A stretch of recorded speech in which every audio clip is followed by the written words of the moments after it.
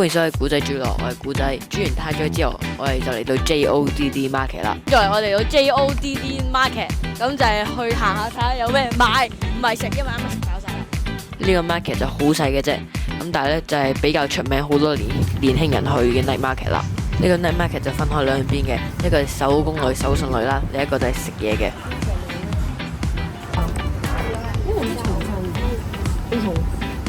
好笑，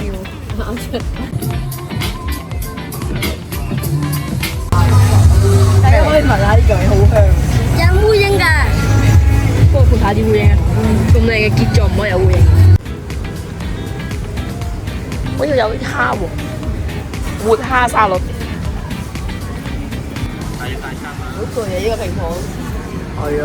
最吸引就係呢一檔啦，個大頭蝦成個手臂咁大啊！好正喎，真係可以講喎。真嘅喎。我借個手臂俾你。我哋亦都買咗個晚餐翻去。鱷肉啊！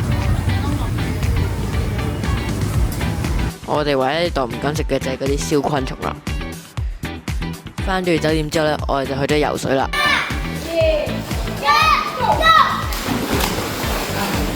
咁樣就一日啦，記得 like 同 subscribe 我哋啦，拜拜。